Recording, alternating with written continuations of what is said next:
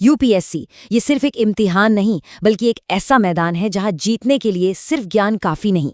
यहाँ चाहिए एक मजबूत, एक अचूक रणनीति। तो चलिए आज इसी रणनीति की गुत्थी को सुलझाते हैं और इस सफर को आसान बनाते हैं। जरा उस पल की कल्पना कीजिए। साल है 1989। एक 15 साल का लड़का सचिन तेंदुलकर पाकिस्तान के सबसे खतरनाक, सबसे दिग्गज गेंदबाजों के सामने खड़ा है। क्या माहौल रहा होगा, है ना? एक तरफ डर, दूसरी तरफ सम्मान। बस ठीक वैसा ही रुतबा आज यूपीएससी का है। और हर नया एस्पिरेंट, कह सकते हैं, उसी युवा सचिन की तरह है जो इस बड़ी चुनौती का सामना करने के लिए मैदान में उतरा है। और जैसे एक तेज गेंदबाज नए बल्लेबाज को एक डरावने बाउंसर से परखता है, बिल्कुल वैसे ही यूपीएससी भी हर उस एस्पिरेंट के सामने अपनी चुनौतियां फेंकता है जो देश सेवा का सपना लेकर यहाँ आता है। तो इन चुनौतियों से निपटने के लिए सबसे पहले इन्हें समझना होगा। इनको हम 3 खतरनाक बाउंसर की तरह देख सकते हैं। चलिए एक एक करके इनका विश्लेषण करते हैं और देखते हैं कि इनसे बचना कैसे है। तो सवाल उठता है कि ये बाउंसर आखिर हैं क्या? कौन सी वो मुश्किलें हैं जो तैयारी के रास्ते में आती हैं? चलिए इन्हें और गहराई से समझते हैं।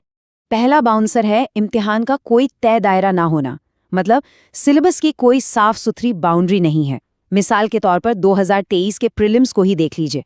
बंदरगाहों पर एक ऐसा सवाल आया जिसके लिए मेंस के इंफ्रास्ट्रक्चर टॉपिक की गहरी समझ चाहिए थी। ये दिखाता है कि प्रीलिम्स और मेंस के बीच की लाइन कितनी धुंधली हो चुकी है। दूसरा बाउंसर, लगातार बदलते हुए ट्रेंड्स।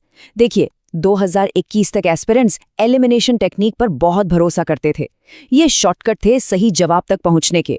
लेकिन फिर आया 2022 और यूपीएससी ने सवालों का फॉर्मेट ही बदल दिया। केवल 1 जोड़ी सही, केवल 2 जोड़ी सही जैसे ऑप्शन देकर इन सारी टेक्निक्स को एक झटके में बेकार कर दिया। ये एक जबरदस्त झटका था। और तीसरा बाउंसर, कोई तय बुक लिस्ट न होना। यूपीएससी ये नहीं देख रहा कि किसने कितना रटा है, वो एक जीवंत मस्तिष्क खोज रहा है, कोई मृत मस्तिष्क नहीं। उन्हें ऐसे लोग चाहिए जो अलग अलग विचारों को जोड़ सकें। जैसे 2023 में हवा को सांस्कृतिक लोकाचार से जोड़ने वाला सवाल पूछा गया। असली खेल सोचने के तरीके का है, न कि याद की हुई जानकारी का। तो फिर इन अप्रत्याशित बाउंसरों का सामना किया कैसे जाए? जवाब किसी एक ट्रिक में नहीं बल्कि सही मानसिकता में छिपा है। सबसे पहले तो ये समझना होगा कि यूपीएससी की तैयारी कोई 100 मीटर की दौड़ नहीं है। जी नहीं, ये एक मैराथन है। और जब सफर इतना लंबा हो तो मन में सवालों का तूफान उठना तो लाजमी है। अरे भाई, सेल्फ स्टडी को कितना टाइम दें? ऑप्शनल कब शुरू करना सही रहेगा? और हाँ, वो सबसे बड़ा सवाल, आंसर राइटिंग के लिए वो शुभ मुहूर्त आखिर आएगा कब? अगर ये सब सवाल मन में घूम रहे हैं तो घबराने की कोई बात नहीं। ये उलझने ये बिल्कुल सामान्य है। यहाँ पर फर्क एकदम साफ है। अगर इस तैयारी को स्प्रिंट की तरह देखा तो फोकस होगा जल्दी जल्दी जानकारी रटने पर और तुरंत नतीजों की उम्मीद पर। नतीजा बर्नआउट। लेकिन मैराथन मानसिकता के साथ ध्यान लगातार और बार बार पढ़ने पर होता है। तब तैयारी का हर दिन सफर का एक हिस्सा लगता है। यही वो टिकाऊ रास्ता है जो मंजिल तक ले जाता है। ठीक है, तो इस मैराथन को दौड़ना कैसे है? इसके लिए एक प्लान चाहिए, एक रोड मैप। और इसका जवाब है एक स्पष्ट 3 चरणों वाला नेविगेटर। एक ऐसा गाइड जो हर मोड़ पर सही रास्ता दिखाएगा। ये हैं वो 3 चरण। पहला परिव्राजक यानी पथिक या खोजी, दूसरा तपस्या यानी गहन साधना, और तीसरा निर्वाण यानी लक्ष्य की प्राप्ति। ये सिर्फ नाम नहीं है बल्कि तैयारी की 3 अलग अलग अवस्थाएं हैं। चलिए हर एक को समझते हैं। पहला चरण परिव्राजक, ये तैयारी के पहले 4 महीने हैं। इस दौर में एस्पिरेंट राजकुमार गौतम की तरह होता है, जो अपनी जानी पहचानी दुनिया छोड़कर एक नई दुनिया की खोज में निकलता है। यहीं पर तैयारी की नींव बनती है। एनसीईआरटीज़ को अच्छी तरह से पढ़ना, अपने ऑप्शनल विषय को खोजना और चुनना, और हाँ, रोजाना अखबार पढ़ने की आदत डालना। इसके बाद आता है तपस्या का चरण, यानी महीने 5 से 8 तक। ये असल साधना का दौर है, गहरी एकाग्रता का।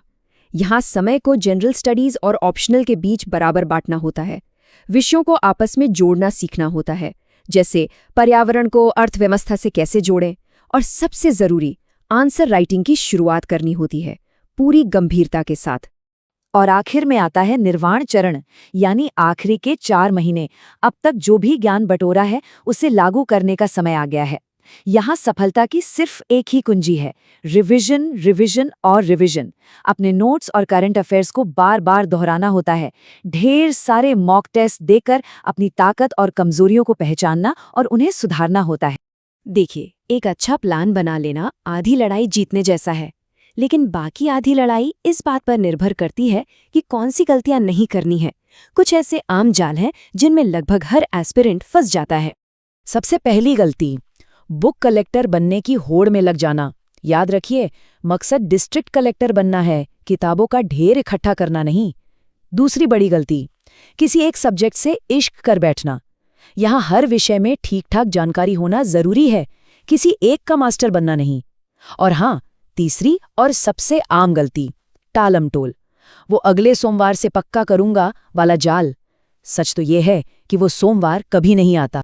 अब्राहम लिंकन ने एक बहुत अच्छी बात कही थी, भविष्य की सबसे अच्छी बात यह है कि वो एक बार में एक ही दिन आता है। इतने बड़े सिलेबस को देखकर घबराना नहीं है, बस आज के दिन को जीतने पर ध्यान देना है। अगर हर दिन को सफर बना लिया तो मंजिल दूर नहीं। एक बात हमेशा याद रखनी चाहिए, कल की सफलता का बीज आज की मेहनत में ही छिपा है। तो सवाल ये नहीं है कि कब शुरू करें, बल्कि ये है कि अभी क्या शुरू करें। क्या वो एनसीईआरटी का पहला चैप्टर पढ़ना है या फिर अपने ऑप्शनल विषय पर फैसला लेना? पहला कदम चाहे कितना भी छोटा क्यों ना हो, वही पूरे सफर की दिशा तय करता है। तो वो कदम अभी उठाना है। ऐसा कंटेंट रोज चाहिए तो लाइक करो, सब्सक्राइब का बटन दबाओ और शेयर करना मत भूलना।